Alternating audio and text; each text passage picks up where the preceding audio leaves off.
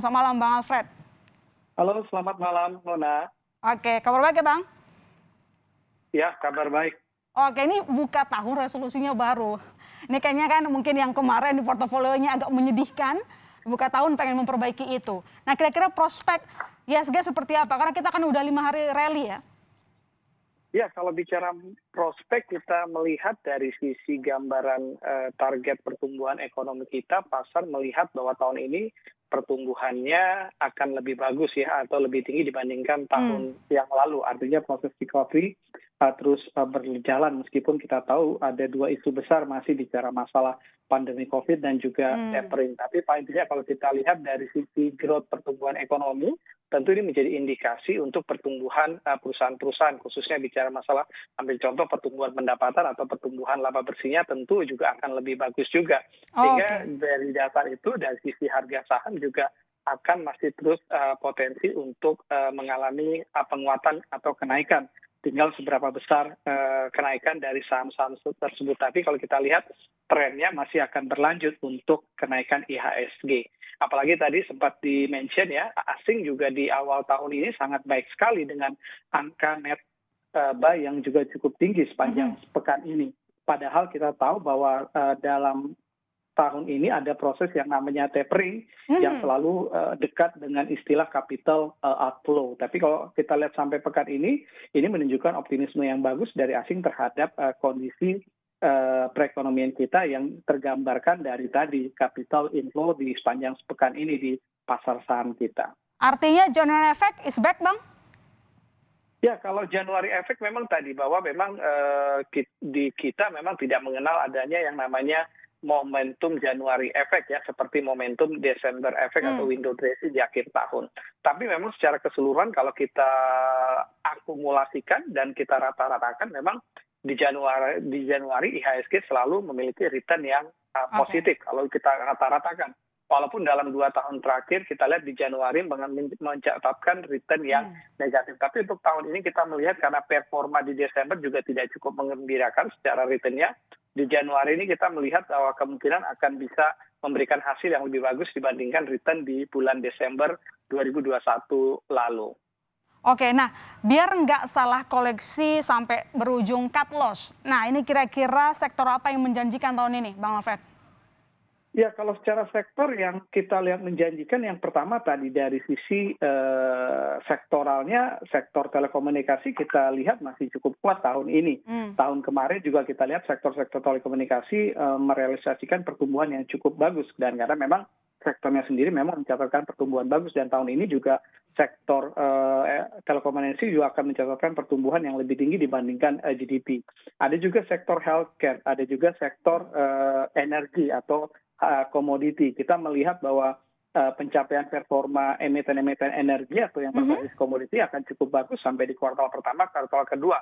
Karena harga acuan yang dipakai itu relatif cukup bagus ya, dari harga komoditi di kuartal keempat 2021 sampai di kuartal pertama 2022. Bahkan kalau kita lihat batu bara yang sempat turun di bulan Desember karena kebijakan Indonesia melakukan larangan ekspor, kita lihat dampaknya terhadap harga batu bara juga cukup signifikan, dan ini juga akan memberikan performa yang bagus untuk emiten-emiten batu bara. Dan catatan yang ketiga tadi khusus untuk bicara masalah sektor energi yang batu bara adalah momen pembagian dividen. Jadi ini juga kita lihat menjadi suatu hal atau katalis positif.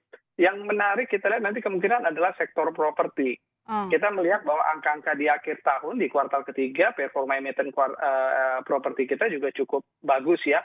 Dan kemungkinan di tahun ini akan terus berlanjut. Sementara kalau kita lihat dari sisi harga sahamnya banyak yang belum pulih. Sehingga ini yang kita katakan bisa menjadi potensi yang cukup bagus di tahun ini untuk sektor properti. Oke, sektor properti, sektor energi juga masih menjanjikan. Meski kalau kita lihat di dalam negeri sendiri ada pelarangan ekspor batu bara. Kita riuh ya soal stok batu bara, tapi ternyata masih menjanjikan katanya. Nah, kalau soal saham teknologi kira-kira bagaimana Bang? Tahun lalu kan kita cukup ramai ya soal teknologi karena pada IPO.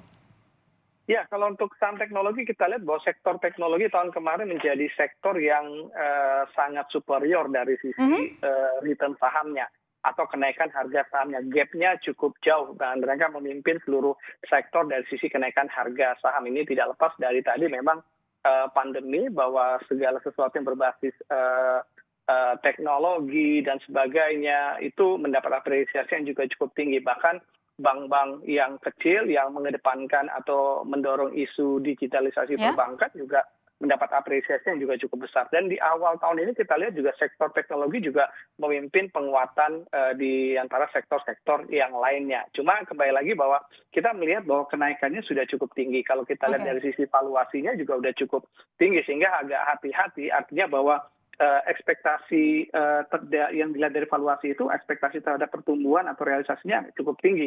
Jadi ketika nanti realisasinya seperti misalnya result nanti di Q1 2022 atau Q2-nya underperform atau tidak sesuai dengan ekspektasi, ruang penurunannya juga akan semakin besar. Karena oke. kita melihat, ambil contoh bank-bank digital, tidak semua bank-bank akan bisa berhasil untuk Oke. merebut persaingan di bank digital Oke, ini. itu masih nunggu performa mereka lagi gitu ya. Nah, Ya. selanjutnya soal IPO, apakah tahun ini bakalan lebih ramai, kemudian market bisa serap? Lalu terakhir, bagaimana tipsnya untuk investor saham ketika memutuskan untuk koleksi perusahaan baru yang melantai di bursa, biar nggak cuma sekedar FOMO?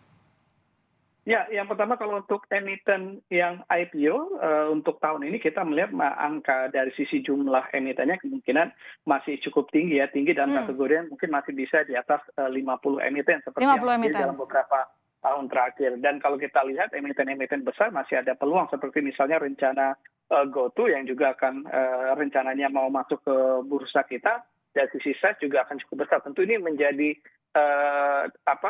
penarik yang cukup besar terhadap minat investor, khususnya tadi bicara retail. 2021 investor retail banyak mensupport tadi emiten-emiten IPO kita yang besar.